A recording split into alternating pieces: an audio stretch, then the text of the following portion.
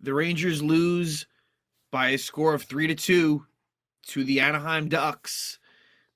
And that was the Anaheim Ducks' first regulation win of the season. This is their 20th game.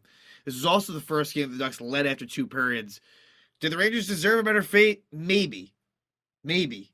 But it's a combination of bad luck, but just really not playing well enough at the same time. The Rangers' third period was really good. They outshot the Ducks 17-2. The first two periods really weren't good enough. Also, Jarl Halak, it's a combination of Halak doesn't get a whole lot of run support. That's a baseball saying, but doesn't, not a whole lot of goals scored. But also Halak with two just terrible goals against. And I know he hasn't played in a while, but really, really bad. Now, Halak giving up 3 goals in a nutshell against the Ducks should be enough to at least get a point. But the second goal that Halak gave up was as bad as you'll ever see. And then the third goal was also bad. But that second goal, whoa, that was, you cannot allow that in. And then I think he was still feeling bad about himself. And then boom, Ducks make it 3-1. So there's a lot of, it's tough as the Rangers outshoot the Ducks overall 43-22. There was a lot of good that happened, I suppose. John Gibson was good. Obviously he made 41 saves. Rangers power play doesn't get it done, and that's where a lot of the focus goes for me. Artemi Panarin has not been good for a while. I know he got an assist tonight, but Panarin, he got off to a hot start. It hasn't been the same as it was when he was first a Ranger, and the points will still be there. He's a very skilled, talented player, but I felt like the first year, that 1920 season, when he was on a line with Strome and Fost, he was really a puck hound. He played really good two-way hockey, in my opinion. He was really just great at stealing the puck, great at possessing it. Now he's just slow, predictable. Really, it's always the cross-ice pass. He's just purely east-west. And I understand that's his game, but it's not going to get you far. So Panarin, for me, that's a problem. And look, Mika Zibanejad is not too far behind him. He also got off to a hot start, and he's been, cold, I would say, where they're always setting up for the Zibanejad slap shot on the power play. But really, other than that, Mika at even strength, it's been a bit of a struggle. It really has. For me, it's more so Panarin where I think the conversation should be centered around. But Mika, is involved in that as well.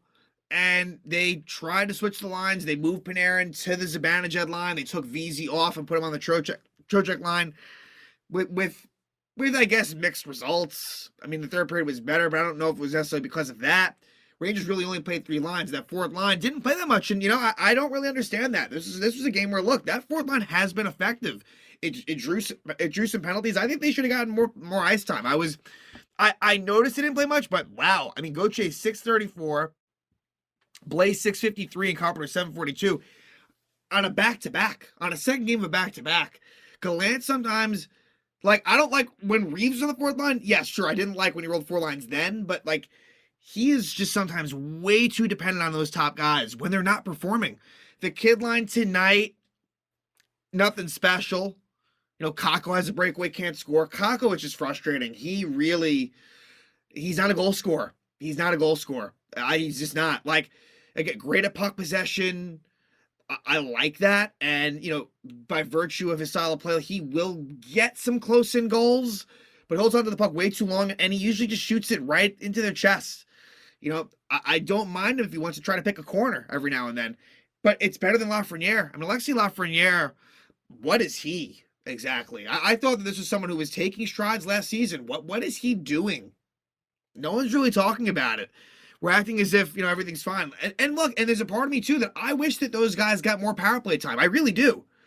Now, I don't love the idea of, the second unit, per se, with Trouba, but I would like that. Honestly, I think they deserve it. That number 1 unit of the power play, yeah, obviously when they're rolling, it's very lethal, but they haven't been amazing, and I just wish that, there was this one of the power plays tonight where you could just see it wasn't there. And I wish Gallant, the Ducks cleared out of the zone.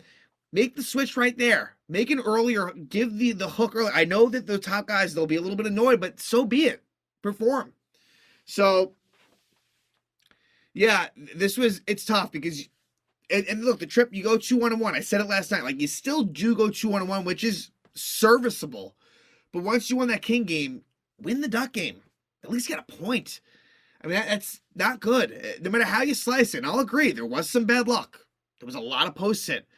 The Rangers should have had more goals than 2, but again, it's like just in part because they're just not really burying the puck properly. But I think that it's just the way the Ranger season has been going, where you're about to maybe have a 7 point out of 8, 7 points out of 8 on this West Coast trip. Could have went 3-0-1, and instead you lose to the worst team in the league. And that's kind of where it's at right now. 10-7-4. They're just kind of hovering around that playoff line. We're a quarter of the way into the season. There's a lot of time to go. Plenty of time to go. But it can be a bit of a precursor. And we'll see. They come home now. They'll face the Edmonton Oilers. And the Oilers are coming off of a couple losses to the locals. We'll see how they do against the Rangers. And it'll be interesting to see. I think Kravtsov probably finds his way back into the lineup against Edmonton. As far as like Hayek versus Zach Jones, not sure on that one. I mean, I wouldn't be stunned to see Hayek in there, but I feel more confident about Kravtsov probably replacing, I would guess, Carpenter. Actually, my second guess would actually maybe be Jimmy Vesey. Maybe. That's I'm not confident in that, but I actually think that you really, I mean, Gauthier and Blais as well. Like, you can't take them out. So Carpenter would be my number one guess, but if there's a wild card in this, maybe Jimmy Vesey. They might sit him in that way. If you plug Kravtsov in there, it doesn't necessarily mess the lines up so much if he does want to keep the kid line and that fourth line intact.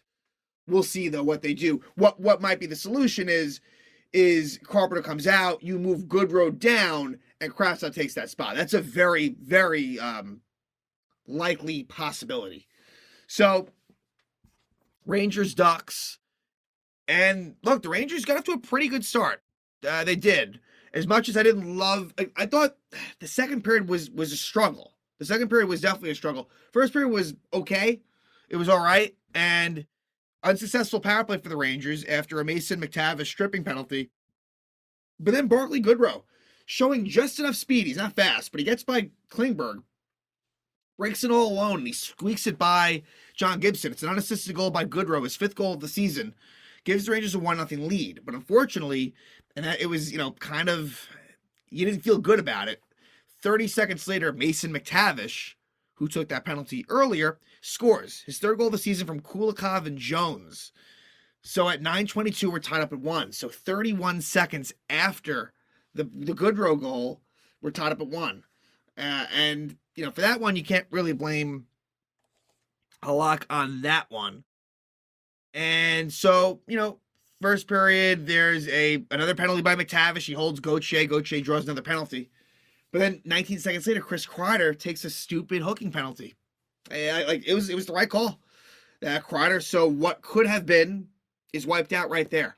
So we go to the second period, and the Ducks on just a absolutely one of the worst goals you'll ever see. It's a goal by Dmitry Kulikov, his 2nd of the season from Henrique and Fowler. 39 seconds into the second. Halak was just not in the best position. And it was just, there was no screen, there was no deflection, just a shot, an innocent shot by the defenseman that goes in. And to make matters worse, Troy Terry scores his 8th goal of the season from Zegras, and it's a 3-1 Ducks lead. And that was a bad goal. That's a goal that Halak should stop. So look, Jaro Halak, not a good night. The blame shouldn't just fall on him, but not a good night. So 3-1. Kako interference penalty. At 9:40, Rangers kill it off. Then at 14:36, Colton White interferes with Sammy Blais. Rangers power play doesn't get anything going, but they do score at the end of the second. And at this point, Panarin was switched onto the Zibanejad line. It's a goal by Braden Schneider. So back-to-back nights of goals for Schneider. Like I said, he likes to play in California. Goal last year against the Sharks, and then this year, Kings and Ducks. So second goal for Schneider, and I thought Schneider played pretty well. So, Braden Schneider coming along a little bit.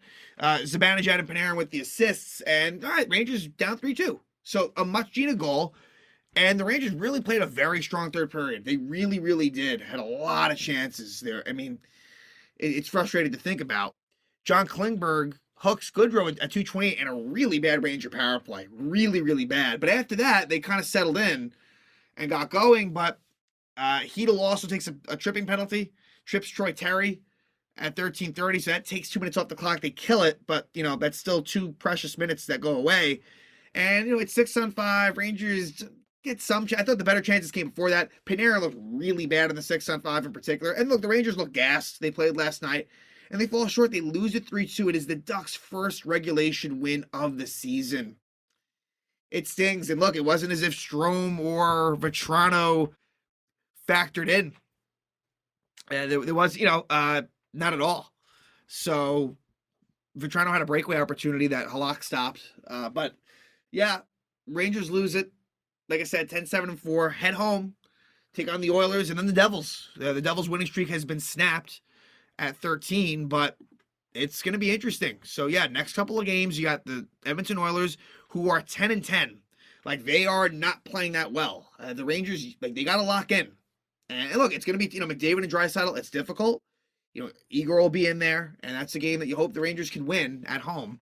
And then they play the Devils, who the hope now is that maybe the Devils, after this winning streak, take a step back a bit, but who the hell knows? But, those are going to be some interesting games at the Garden. And then they head to Ottawa after that, and it'll actually be a home-and-home with the Senators. So the schedule isn't overly difficult coming up here, but we'll see. That doesn't really matter, right? So this trip really did not go as I thought, in the sense that I was almost certain that they would lose to the Kings and beat the Ducks. Well, it was reversed. So Rangers head home. Well, actually, they'll stay in Anaheim, but then I guess they'll be traveling on Thanksgiving. And yeah, Rangers, we'll see what they do. They haven't really played all that well at the Garden, although the last game they played there, they did win versus the Coyotes. It's been a lot of Western Conference games. Once they're done with the Oilers, they'll get back into the Eastern Conference schedule. But yeah, like I said, Rangers got to start winning. It's been frustrating. I don't know, they need to just gain some consistency. Winning streaks are really not a thing for this team this year. They just can't find their groove. But hopefully coming home will help them out. Again, Rangers lose to the Anaheim Ducks 3-2.